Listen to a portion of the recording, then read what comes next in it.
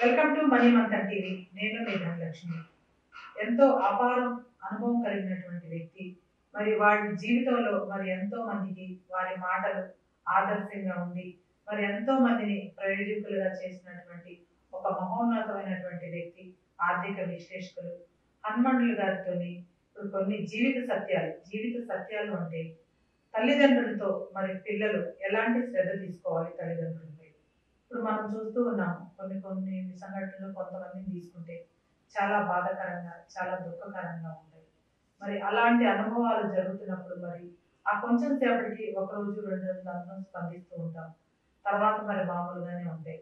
అలా మామూలుగా ఉండకుండా ప్రతి ఒక్కరిలో కూడా తల్లిదండ్రులపై ఎలాంటి శ్రద్ధ తీసుకోవాలి అనే విషయంలో ఎలా అవగాహన పెంచుకోవాలి, తల్లిదండ్రుల విషయంలో ఎలా శ్రద్ధ కలిగి ఉండాలి అనే విషయాలు ఇప్పుడు వారిని అడిగి కొన్ని విషయాలు తెలుసుకుందాము. నమస్కారం సార్, బాగున్నారా? నమస్కారం సార్, ఇప్పుడు తల్లిదండ్రుల విషయంలో పిల్లలు ఎలాంటి శ్రద్ధ తీసుకోవాలంటారు? పిల్లలు పెద్ద అయిన తర్వాత సంపాదిస్తున్నప్పుడు తల్లిదండ్రులు ఉద్యోగం ఇస్తారు.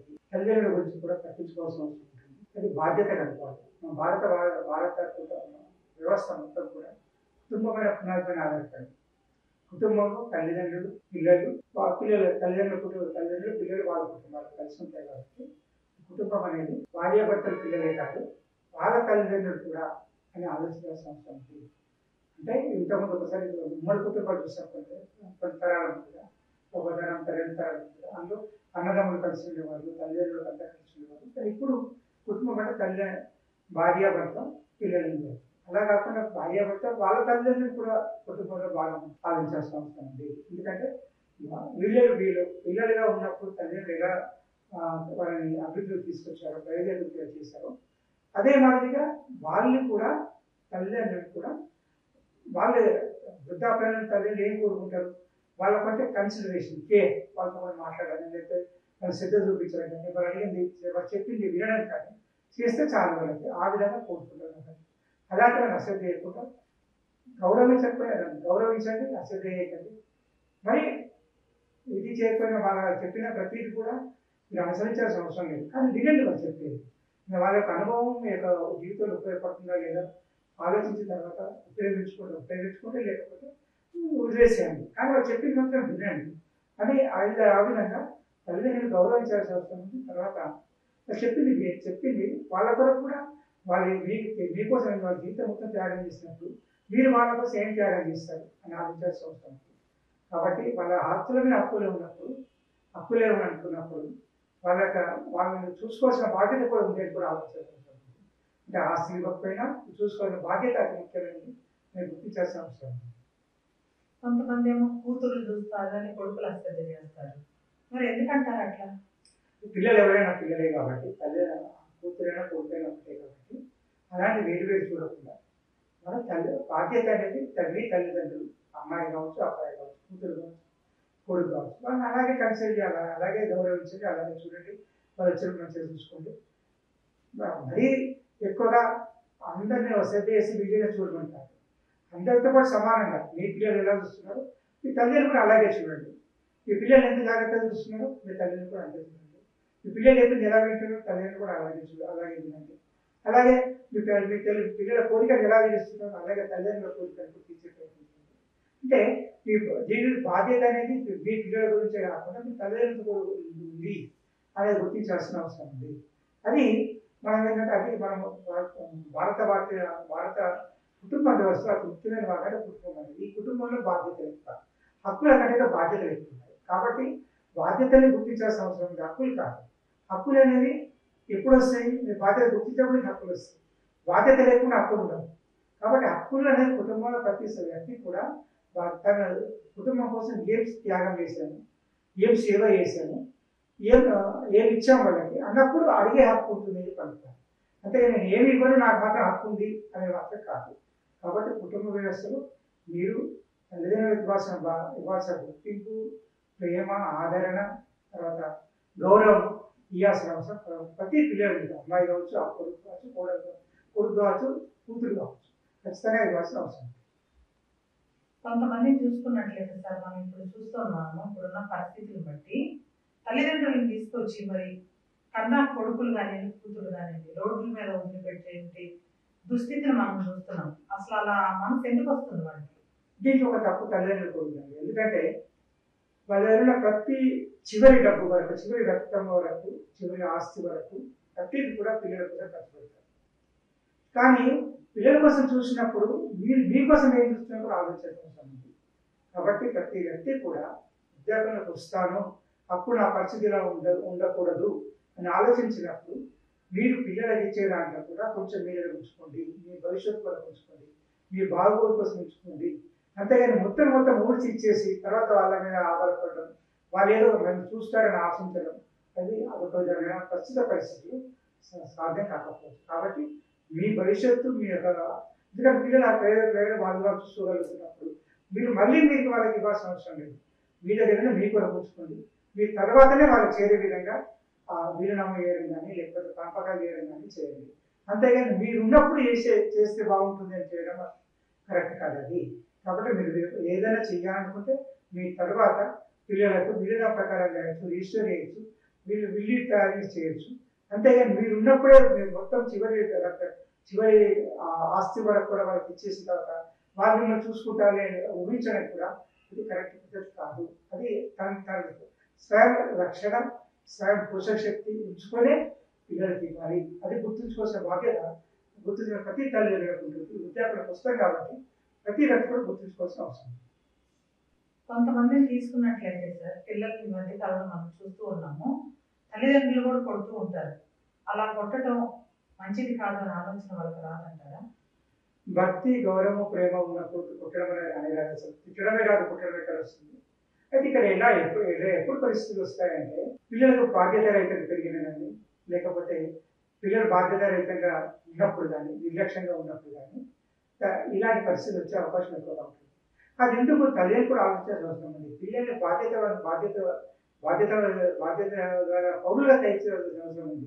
అంతేకాని వాళ్ళు అడిగిన ప్రతిదీ ఇచ్చిన తర్వాత వాళ్ళని వీళ్ళు పెంపకం మొత్తం కూడా నిర్లక్ష్యంగా అతి ప్రేమ, అతి గారవం, అతి ప్రేమతో వాళ్ళని తయారు చేసిన తర్వాత ఖచ్చితంగా వాళ్ళు పెద్ద అయిన తర్వాత వాళ్ళకి వనరు లేకపోయినా, వాళ్ళకి ఆర్థికంగా ఆసరా లేకపోయినా మొదటి శత్రువు, మొదటి వీక్ పాయింట్ తల్లిదండ్రులనే తమ యొక్క ప్రతాపాన్ని చూపించే అవకాశం ఉంటుంది.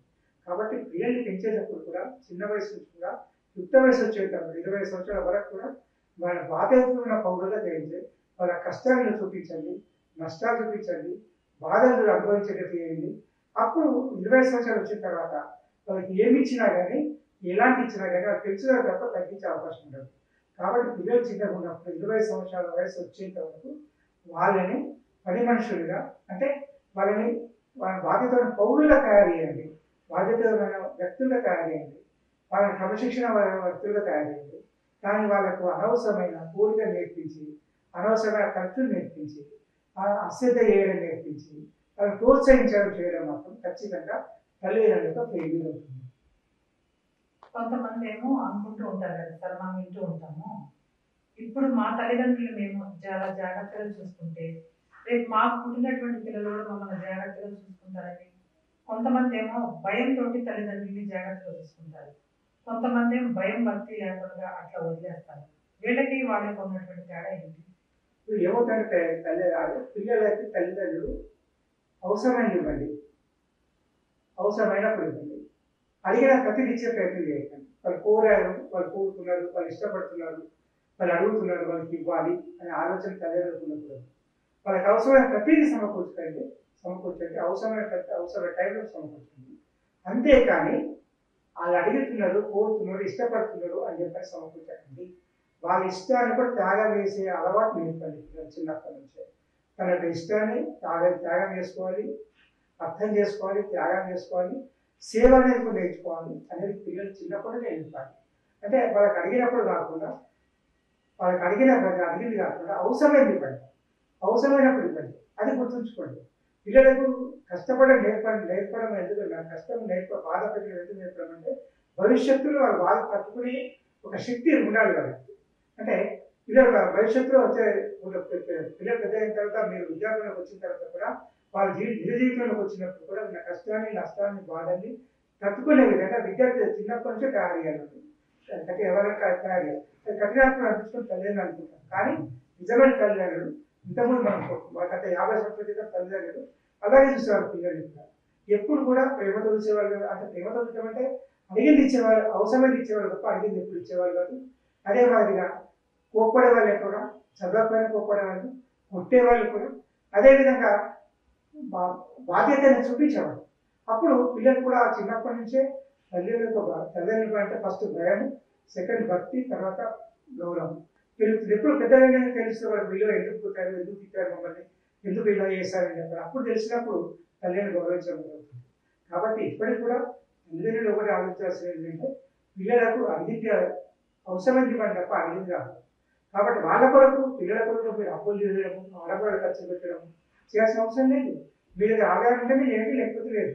అంతేగాని వాళ్ళు అడిగారు, వాళ్ళకి ఇష్టపడుతున్నారు, కూతున్నారు కాబట్టి ఇస్తారనేది చేయకూడదు. కాబట్టి అదేవిధంగా ఎప్పుడైతే తల్లిదండ్రులు కష్టాలు, నష్టాలు, బాధలు చూపిస్తూ అనుభవం ఉన్న పిల్లలు ఉంటారో వాళ్ళు ఏం చేస్తారంటే తల్లిదండ్రులు కూడా గౌరవించడం, వాళ్ళని భక్తితో చూడటం, బాధ్యతతో చూడటం, గౌరవం ఇవన్నీ కూడా అలవాటు ఉంటాయి. అలా కాకుండా కేర్లెస్గా నిర్లక్ష్యము, ప్రేమ అంటే ప్రేమ పేరుతో అతి గారాబం చూపించే పిల్లలు మాత్రం ఖచ్చితంగా తల్లిదండ్రులకు భారం అవుతుంది, సమాజానికి కూడా భారం. తల్లిదండ్రుల కోసం ఇష్టాలని వదిలేయడం త్యాగం అంటారా? తల్లిదండ్రుల కోసం అంటే బాధ్యత కొరకు త్యాగం లేదు. తల్లిదండ్రుల కోసం కాదు, బాధ్యత కొరకు. తల్లిదండ్రులు పెంచే తల్లిదండ్రులు చూసుకునే బాధ్యత లేదు కాబట్టి దాని కొరకు త్యాగాలు లేదు. కానీ తల్లిదండ్రులు అనుకోని కోరికలు కూర్చున్నట్టు వాళ్ళ అవసరం ఆడంబరాలు ఖర్చులు పెడుతున్నట్టే మీరు త్యాగం చేయాల్సిన అవసరం లేదు.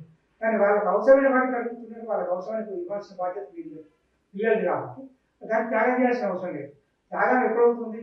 వాళ్ళ ఆడంబరాల కోసం మీరు ఇస్తే త్యాగం అవుతుంది. వాళ్ళ అవసరాల కోసం మీరు ఎందుకు త్యాగం కింద రాదు, మీరు బాధ్యత కింద వస్తుంది.